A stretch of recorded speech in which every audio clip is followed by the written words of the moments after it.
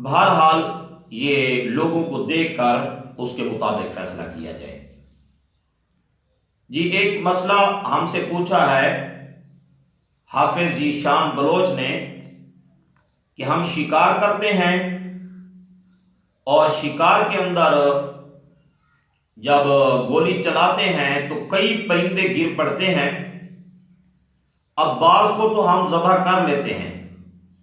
اور بعض ہم سے رہ جاتے ہیں، تو ان کے بارے میں کیا حکم ہے؟ جی اس کے بارے میں ایک تو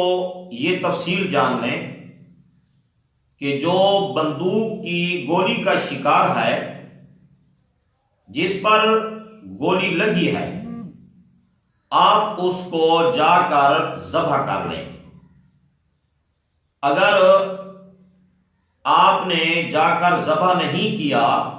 وہ پہلے ہی مر گیا، اس کی روح نکل گئی، تو اب یہ پرندہ آپ کے لیے حلال نہیں ہے، یہ حرام ہو چکا ہے۔ ہاں ایک ہے تیر، اگر تیر کے ساتھ آپ نے شکار کیا یا جو ہے کسی ایسی چیز کے ساتھ شکار کیا کہ جو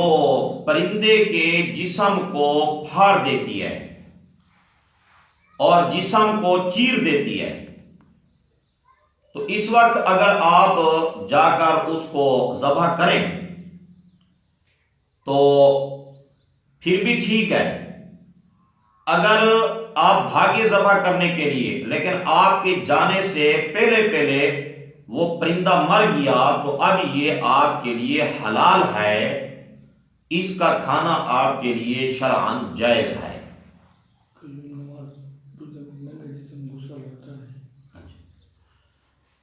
اور اسی طرح جو ہے اگر کتے کے ساتھ شکار کیا ہے، مثلا خرگوش کے پیچھے آپ نے کتے کو چھوڑا ہے اور اس نے جا کر اس کو پکڑا اور زخمی کیا اور پھر جو ہے اس سے وہ گم ہو گیا، اب آپ بھی بھاگے ہیں کہ جا کر اس کو ذبح کروں، لیکن آپ نے جب تلاش کیا تو وہ اس وقت ملا جب کہ وہ مرا پڑا تھا، تو یہ بھی آپ کے لیے حلال ہے، بشرطے کہ آپ نے اس کی تلاش کو نہ چھوڑا ہو، آپ اس کو تلاش کرتے رہے ہو۔ اور اسی طرح اگر آپ نے بندوق کی گولی چلائی اور اس کے چھروں کی وجہ سے بہت سارے پرندے گرے ہیں، تو جن کو تو وہ آپ کے لیے حرام ہو گئے ہیں۔ لیکن یہ بات بندوق کی گولی کے اندر ہے،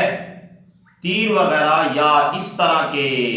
کوئی چیز جو جسم کو پھاڑ دیتی ہے اس کے لیے نہیں ہے۔ جو گولی کا شکار ہے، اس میں اختلاف اصل میں علماء کا اس وجہ سے ہوا کہ یہ جو گولی چلائی جاتی ہے تو یہ جو پرندہ اس سے مرتا ہے، آیا اس کے جسم کو چیرنے کی وجہ سے وہ مر جاتا ہے یا جو ہے اس کو جا کر ایک قسم کا دھکا لگتا ہے اور اس کی وجہ سے مرتا ہے؟ اس وجہ سے یہ اختلاف پیدا ہوا ہے۔ جی ایک اور مسئلہ پوچھ رہے ہیں بھائی قیوم نواز صاحب کہ ننگے بدن جو ہے غسل ہوتا ہے یا نہیں ہوتا؟ تو جواب اس کا یہ ہے کہ ننگے بدن غسل ہو جاتا ہے، بشرطے کہ آدمی غسل خانے کے اندر غسل کر رہا ہو یا ایسی جگہ چھپ کر غسل کر رہا ہو جہاں سطر اور پردے کا انتظام ہو۔ اگر سطر اور پردے کا انتظام نہ ہو تو پھر اس صورت کے اندر غسل تو ہو جائے گا، لیکن اپنی سطر دوسروں کو دکھانے کا گناہ اس پر ہوگا، کیونکہ حدیث پاک کے اندر اس طرح آیا ہے کہ الناظر والمنظور کلاہما ملعونان، کہ یہ جو سطر دیکھتے ہیں یا اپنی سطر دوسروں کو دکھاتے ہیں تو یہ دونوں ملعون ہیں، ان پر لعنت کی گئی ہے۔ تو بہرحال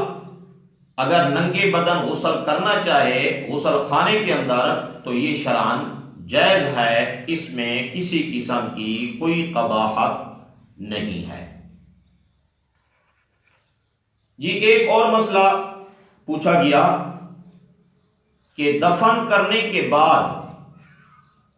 قبر پر جو اذان دی جاتی ہے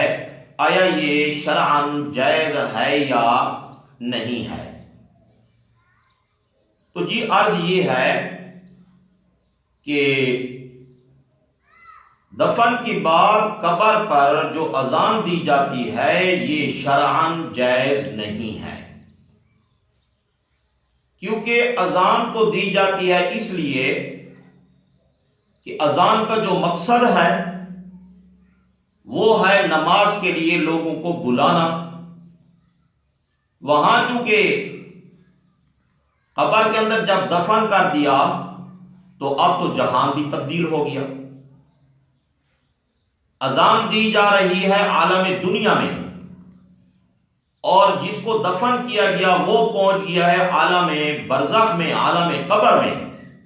جب جہان تبدیل ہو گیا تو اب اس اذان دینے کا کوئی فائدہ نہیں ہے۔ کہتے ہیں کہ جی اذان اگر دی جائے، چونکہ جب مردے کو دفن کیا جاتا ہے تو اس کو ایسے لگتا ہے جیسے عصر کا وقت ہو، تو فرشتے اس سے سوال کرتے ہیں تو وہ کہتا ہے کہ مجھے پہلے نماز پڑھنے دو، تو ہم اذان اس لیے دیتے ہیں۔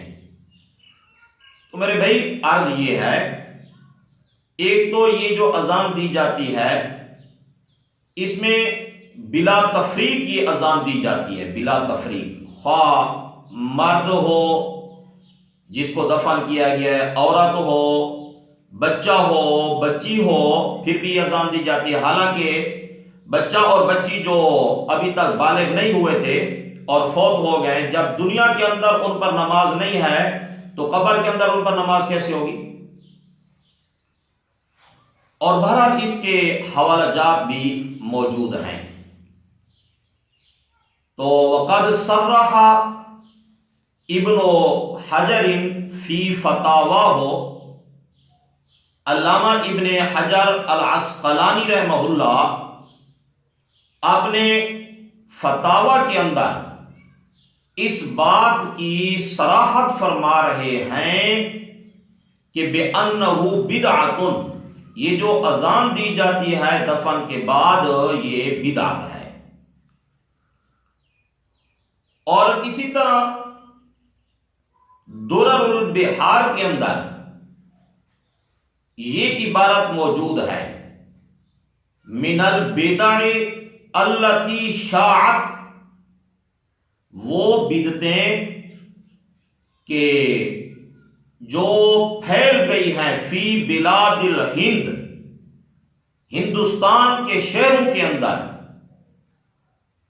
الاذان علی القبر بعد الدفن، وہ اذان دینا ہے قبر پر دفن کرنے کے بعد۔ اس کو درر البحار کے اندر بدعت کہا گیا ہے۔ تو میرے بھائی وہ کام کرنا چاہیے جو سنت ہو، نہ کہ وہ کام کرنا چاہیے جو بدعت ہو۔ جی ملک غضنفر صاحب یہ مسئلہ پوچھ رہے ہیں، کل بھی میں نے اس مسئلے کی وضاحت کر دی تھی کہ جہاز کے اندر نماز پڑھنے کا کیا حکم ہے۔ یہ جہاز کے اندر نماز پڑھنے کا مسئلہ یہ ہے کہ آپ جس وقت جہاز پر سوار ہونے والے ہیں، مثلا آپ کی فلائٹ جو ہے وہ دن کے 12:30 بجے ہے ان ایام کے اندر، تو آپ جو ہیں جہاز پر سوار ہونے سے پہلے ایئرپورٹ کے اندر نماز پڑھ لیں۔ اگر آپ کو جہاز کے اندر بٹھا دیا گیا، ابھی تک جہاز اڑا نہیں ہے، نماز کا وقت داخل ہو گیا ہے، تو اب وہیں کھڑے کھڑے جہاز کے اندر آپ کھڑے ہو کر نماز پڑھ لیں، اور اگر ابھی وقت داخل نہیں ہوا تھا اور آپ جس جہاز پر سوار تھے وہ پرواز کر گیا اور نماز کا وقت بعد میں داخل ہوا، تو اب مسئلہ یہ ہے کہ اگر کھڑے ہو کر آپ کو نماز پڑھنے کا جہاز کے اندر موقع ملتا ہے تو آپ کھڑے ہو کر جہاز کے اندر نماز پڑھ لیں۔ کہتے ہیں کہ جہاز کے اندر جو ہے الگ ایک جگہ بنی ہوتی ہے نماز پڑھنے کے لیے، تو وہاں آپ نماز پڑھ لیں۔ اگر جہاز کے اندر الگ جگہ بنی ہوئی نہ ہو تو آپ اپنی سیٹ کے ساتھ قبلہ رخ ہو کر جہاز کے اندر کھڑے ہو کر نماز پڑھ لیں۔ اگر جہاز کے اندر کھڑے ہو کر نماز پڑھنے کا آپ کو اتفاق نہیں ہو سکا تو پھر اس صورت کے اندر آپ کے لیے بیٹھ کر نماز پڑھنے کی شرعاً اجازت نہیں ہے، چونکہ قیام فرض ہے اور وہاں آپ قیام کے ساتھ نماز نہیں پڑھ سکتے، تو لہذا اب وہاں آپ نماز نہ پڑھیں، بعد کے اندر نماز کی قضا کر لیں۔ جب جہاز سے اتریں ابھی وقت ہو تو وہیں ایئرپورٹ پر پڑھ لیں، اگر اس نماز کا وقت نکل گیا ہے تو بعد کے اندر قضا کر لیں۔ ہاں البتہ اگر کوئی آدمی معذور ہے، وہ جہاز میں ہو یا جو ہے اپنے گھر کے اندر ہو، مسجد میں ہو، وہ معذور ہے، بیٹھ کر نماز پڑھتا ہے، تو اب جہاز کے اندر بھی اس کے لیے اس بات کی اجازت ہے کہ وہاں بیٹھ کر نماز پڑھ لے، کیونکہ وہ تو معذور ہے۔ جب جہاز کے بغیر بیٹھ کر نماز پڑھ سکتا ہے تو جہاز کے اندر بھی وہ بیٹھ کر نماز پڑھے گا۔ بہرحال جہاز کے اندر نماز پڑھنے میں پہلے علماء کا کچھ اختلاف تھا، یعنی بعض علماء کہتے تھے کہ بھئی یہ آدمی چونکہ فضا کے اندر ہے اور یہ قبلہ رخ ہو تو کیسے قبلہ رخ ہوگا، تو بعض والے علماء نے فرمایا کہ بھئی اصل یہ ہے کہ قبلہ صرف بیت اللہ شریف کی جو عمارت ہے، اس عمارت کا نام صرف قبلہ نہیں ہے، بلکہ قبلہ جو ہے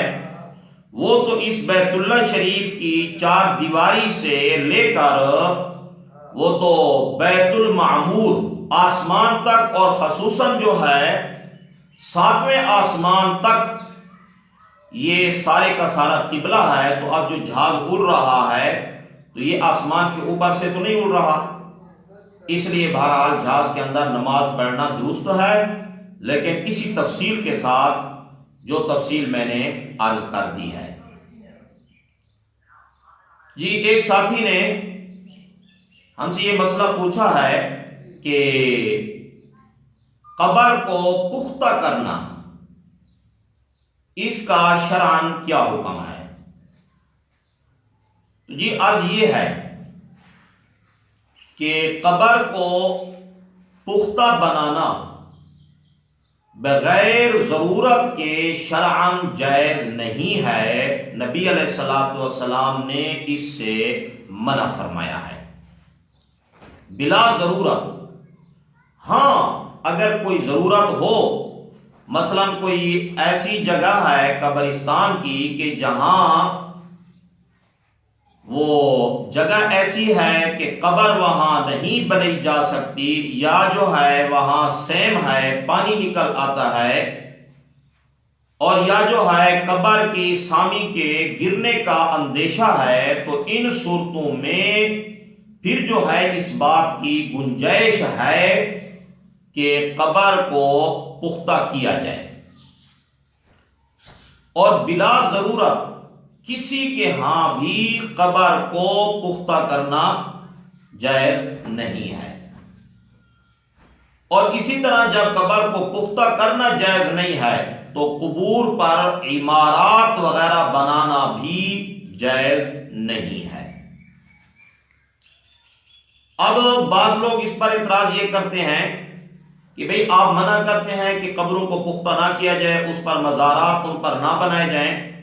حالانکہ ہم دیکھتے ہیں کہ پیچھے سے بعض بزرگوں کی جو قبریں ہیں وہ پختہ ہیں، اور ان پر جو ہیں وہ گنبد اور قبے اور مزارات ان کے بنے ہوئے ہیں، تو آپ کیسے منع کرتے ہیں؟ تو جی اس کا جواب فتاوی رشیدیہ کے اندر مولانا رشید احمد گنگوہی نور اللہ مرقدہ نے اس طرح دیا ہے، فرمایا کہ بھائی اصل بات یہ ہے کہ پیچھے جو بزرگوں کی قبور پر قبے وغیرہ بنائے گئے ہیں یہ بادشاہوں نے بنائے تھے، اہل علم یا علماء حضرات نے یہ نہیں بنائے تھے، اور بے دین قسم کے لوگوں کی جو بات ہوتی ہے وہ حجت نہیں ہوتی۔ جی ایک مسئلہ یہ ہے کہ حضرت علی رضی اللہ تعالی عنہ کو کرم اللہ وجہہ کیوں کہا جاتا ہے؟ جی اس کا جواب یہ ہے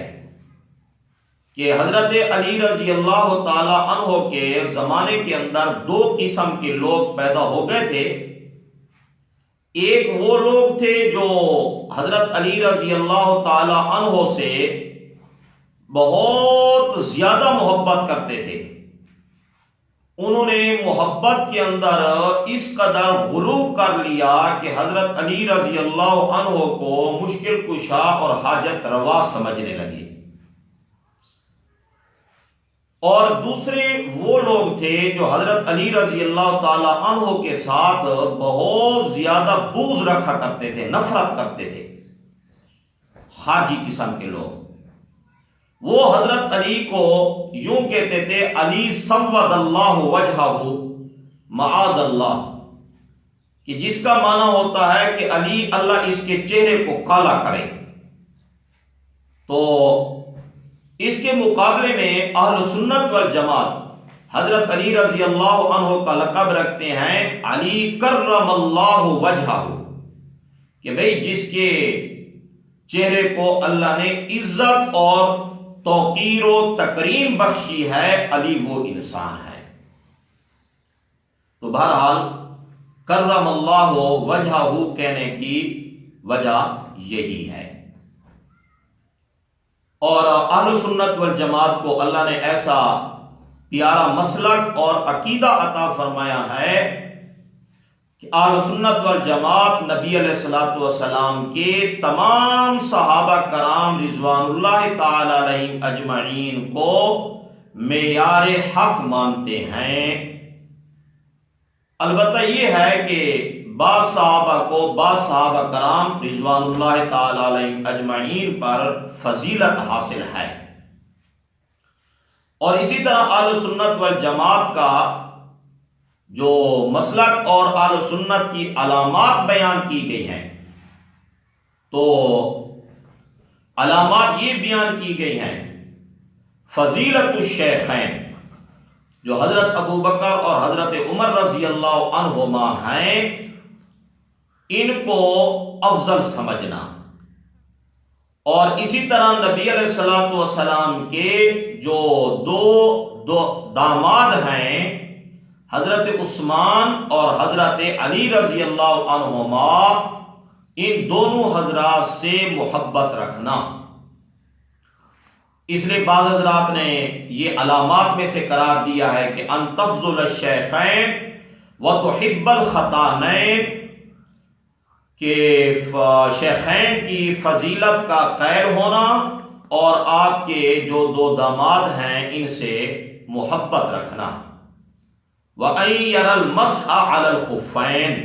اور موزوں پر مسح کو جائز رکھنا، یہ اہل سنت والجماعت کی علامات میں سے ہے، نشانیوں میں سے ہے۔ تو بہرحال اللہ تعالی ہمیں اہل حق کے ساتھ زندگی گزارنے کی توفیق عطا فرمائے، اللہ تعالی صحابہ کے ساتھ سچی محبت نصیب فرمائے۔ ہے کوئی سوال؟ قبر پر چادر چڑھنا ہے، چادر چڑھانا؟ جی یہ ایک سوال کیا گیا ہے کہ بھئی قبر پر چادر چڑھانا اس کا کیا حکم ہے؟ تو جی یہ شرعاً بدعت ہے، قبروں پر چادریں چڑھانا اس کی شرعی کوئی حیثیت نہیں ہے۔ اور اسی طرح جو ہے قبروں کو پختہ کرنا، قبروں پر چادریں چڑھانا اور قبروں پر چراغاں کرنا، تو یہ ساری چیزیں جو ہیں یہ بدعات میں سے ہیں۔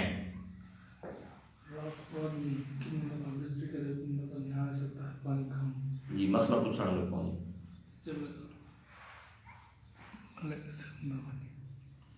جی ایک بھائی مسئلہ پوچھ رہے ہیں کہ آدمی اپنی بیوی کے ساتھ ہم بستری کرے، اگر ایک بار ہم بستری کی ہے دوبارہ ہم بستری کرتا ہے تو اب غسل جو ہے اس پر کتنی بار ہوگا یا غسل کس طرح کیا جائے گا؟ تو میرے بھائی جواب یہ ہے کہ جو غسل ہے، اب آپ نے ایک بار اگر حقوق زوجیت ادا کیے ہیں اور پھر اس کے بعد اب دوبارہ آپ کا خیال ہے، تو بہتر یہ ہے کہ آپ درمیان کے اندر وضو کر لیں۔ اگر وضو نہ کریں تو کم از کم استنجا کر لیں۔ یہ وضو کرنے کا حکم یا استنجا کرنے کا حکم جو ہے یہ کوئی شرعی طور پر آپ کے ذمہ لازمی نہیں ہے۔ یہ حکم صرف اس لیے ہے کہ اگر آپ دوبارہ جانا چاہتے ہیں تو آپ کے جسم کے اندر جو ہے چستی پیدا ہو جائے، یہ چستی پیدا کرنے کے لیے ہے، یہ کوئی شرعی حکم آپ کے لیے لازمی نہیں ہے۔ حضرت عائشہ رضی اللہ عنہا کی روایت موجود ہے، امی فرماتی ہیں کہ بسا اوقات نبی علیہ الصلوۃ والسلام اگر ایک بار تشریف لائے اور دوبارہ تشریف لانا چاہتے تھے تو درمیان کے اندر لا یمس ماء، نبی علیہ الصلوۃ والسلام پانی کو چھوتے تک بھی نہیں تھے۔ تو معلوم ہوا کہ درمیان کے اندر یہ وضو کرنا یا استنجا کرنا لازمی نہیں ہے، اگر کر لیں تو بہتر ہے، اور پھر جو ہے آخر میں آپ غسل کر لیں تو اس میں آپ کے ذمہ ایک ہی غسل ہوگا، کوئی بار بار غسل نہیں ہوگا۔ ایک وضاحت یہ بھی میں کر دوں ساتھ کہ آدمی جب ہم بستر ہو جائے تو بہتر یہ ہے کہ آدمی غسل فوراً کر لے، کیونکہ زیادہ وقت جو ہے پلید جان کے ساتھ، پلید جسم کے ساتھ سوتے رہنا یہ مناسب نہیں ہے، پھر اس سے ڈراؤنے خواب بھی آتے ہیں۔ ہاں شرعاً جائز ہے کہ اگر آپ رات کو بلا غسل کیے ہوئے سو جائیں تو شرعاً اجازت ہے، ممانعت نہیں ہے، لیکن میں صرف اتنی وضاحت کر رہا ہوں کہ بھئی آپ جب اس حالت میں سوئیں گے تو آپ کا چونکہ دل مطمئن نہیں ہوگا، ڈراؤنے خواب آپ کو آئیں گے اور پریشان کن قسم کے خواب آئیں گے، تو بعد میں پریشانی اٹھانی پڑے گی۔ تو اس پریشانی سے بچنے کے لیے بہتر یہ ہے کہ آپ پہلے سے غسل کر لیں۔ اللہ تعالیٰ عمل کی توفیق عطا فرمائے، اور پھر زندگی رہی تو انشاءاللہ کل ملاقات ہوگی۔ السلام علیکم ورحمۃ اللہ وبرکاتہ۔